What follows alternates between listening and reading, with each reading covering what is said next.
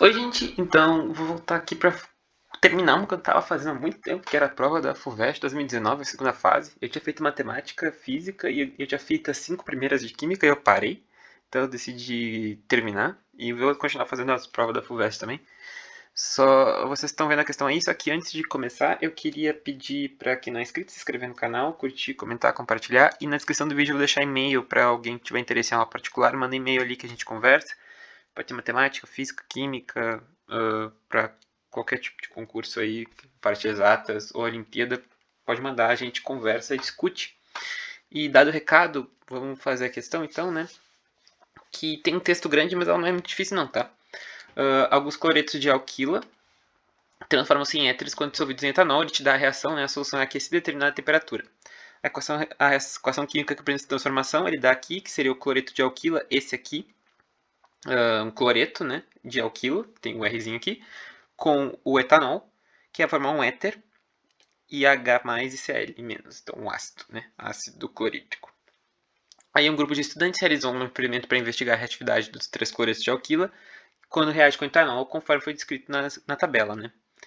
O grupo ele separou 4 tubos de ensaio e em cada um colocou 1 ml de etanol e uma gota do indicador alaranjado de metila. Ele é um indicador de pH, então é importante para indicar a acidez, né? A seguir, ele adicionou 6 gotas de cloreto de metila ao tubo 2. Então, o tubo 1 ficou apenas com etanol, está escrito aqui, né? Apenas com etanol é o indicador, não tem o cloreto de alquila, né? No tubo 2, ele botou o cloreto de metila. Metila é um carbono, né? Ele até deu, inclusive. Ele não precisava ter dado, ele deu a formulinha, né? No tubo 3, ele adicionou o cloreto de sec-butila. Então, ele deu a formulinha aqui também. Dá para te tirar que era o sec aqui, mas ele deu. E no tubo 3, e no tubo 4, perdão, ele adicionou o cloreto de terquibutila, que ele deu aqui a formulinha. Não precisava ter dado a ideia daquele negócio, né? O sec-butila está ligado num carbono secundário da butila, então seria esse aqui, e o terc num terciário, né? Então necessariamente teria que ser esse aqui, né? Então teria que ser assim, a gente pode tirar pelo nome, mas ele deu para ajudar a questão, né? Ok. Aí surgiu uma dúvida quanto ao resultado obtido para o tubo 2, e assim sendo, os estudantes resolveram fazer um novo teste. Ele adicionou em cada um dos tubos 2 gotas de solução 5% de nitrato de prata em etanol, que daí ele deu o resultado aqui embaixo, que no tubo 2 ele deu uma ligeira turbidez, e no tubo 3 formou um precipitado branco. Então a gente vai analisar isso aí depois.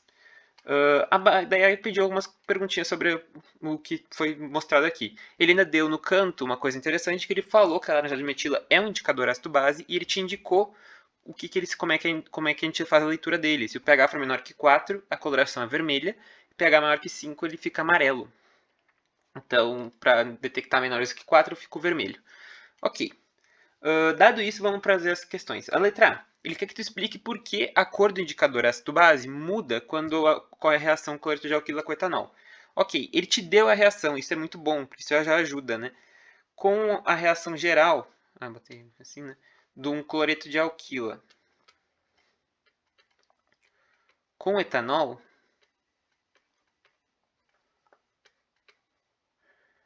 ele deu que isso aqui vai formar um éter, porque o que vai acontecer aqui? O cloreto ele vai atacar, pegar o H para formar o HCl, então vai puxar para ele e vai se juntar o grupo alquila, tem outra cor aqui, o grupo alquila, vai entrar no lugar do O. Essa reação é sempre nesse mecanismo, então a gente vai fazer com os outros de maneira análoga. Tu não precisa saber a reação de cor, nota que ele te deu o padrão. Então tu pode reproduzir para todas as outras. Eles foram bem legais nesse sentido. E aqui vai sobrar de resto o HCl, né? Que ele até botou lá em cima, H mais Cl menos, né? Que é o ácido clorídrico. Isso aqui é o fator do pH. É o que faz derrubar o pH. Por quê? Porque tu nota que tem as mudanças de coloração. E o alaranjado de metila, quando ele adiciona, ele basicamente ele é um indicador ácido-base. Então, à medida que a minha solução fica ácida, a coloração fica vermelha. E onde é que está vindo essa acidez? Daqui do HCl, o ácido clorídrico que é liberado em H+, né? Ele acaba deixando a solução ácida. E isso que vai indicar a coloração vermelha. Então, na primeira, ele disse para explicar por que ocorre a mudança. Por que ocorre a mudança de cor com a adição do cloreto de alquila com etanol? Ela ocorre justamente pela formação pela formação do subproduto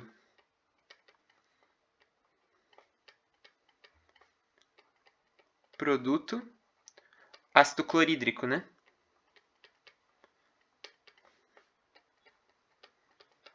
Clorídrico, que à medida que é formado,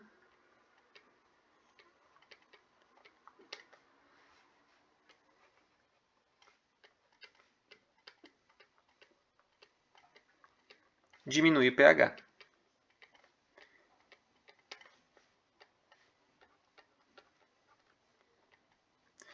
Alterando a cor do indicador.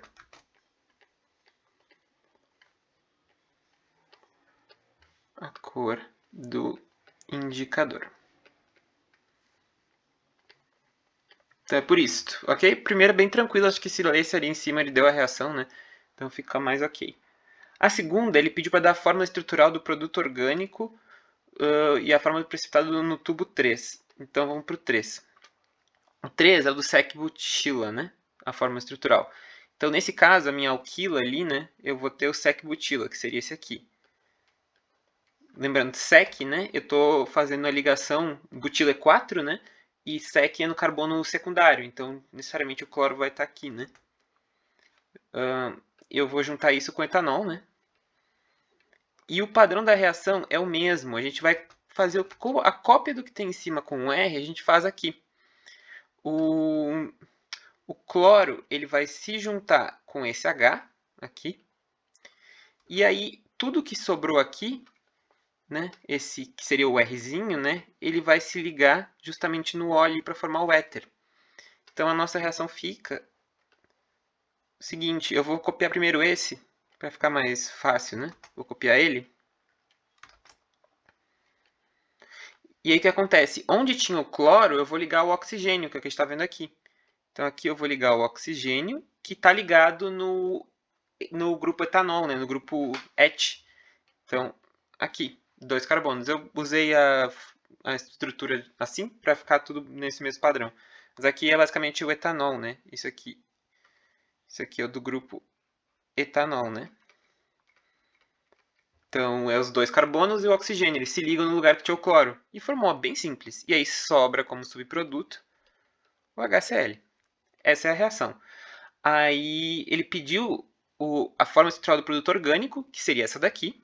Então, a gente tem a fórmula estrutural aqui.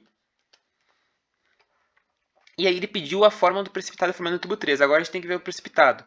O precipitado ele é formado quando eu adiciono a minha solução ao nitrato de prata.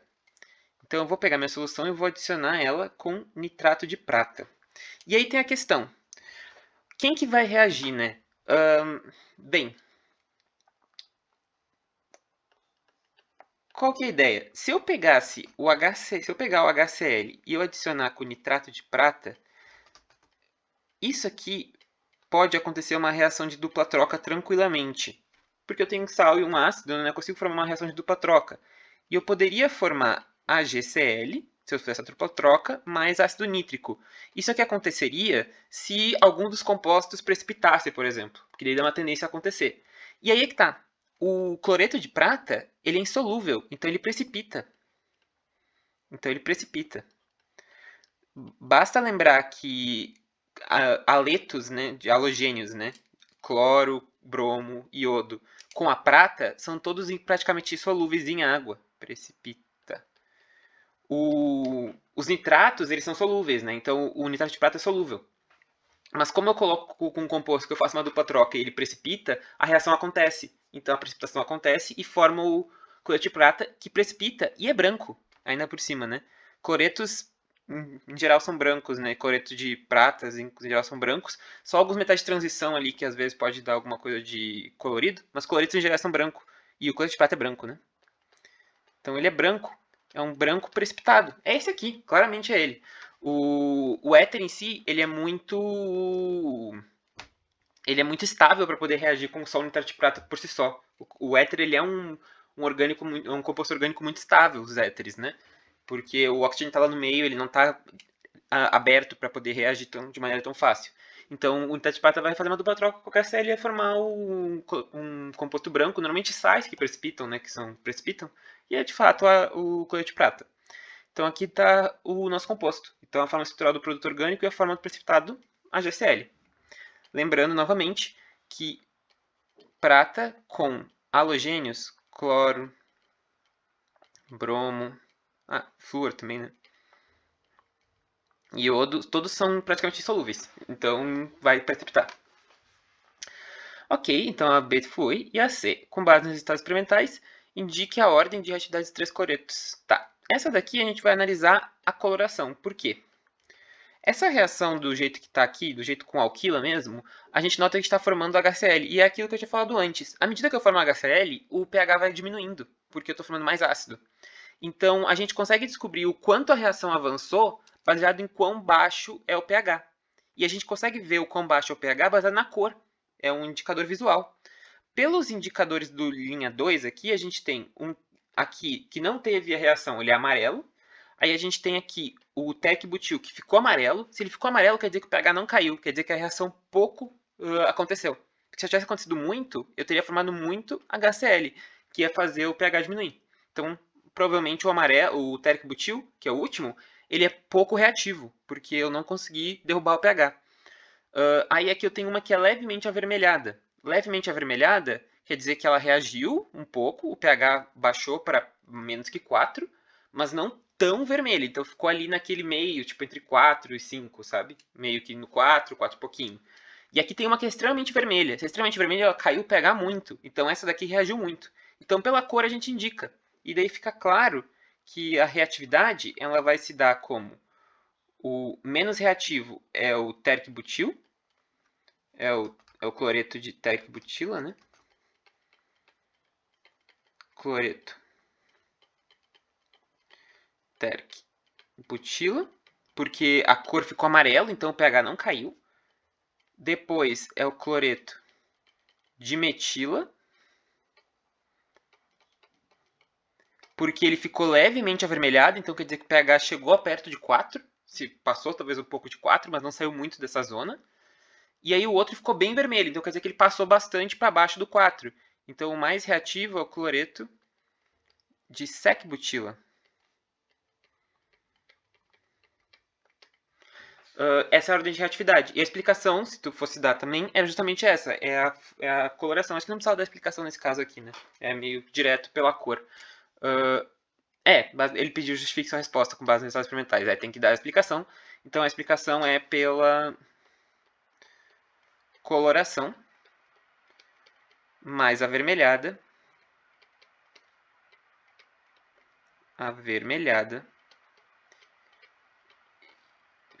Indicando mais formação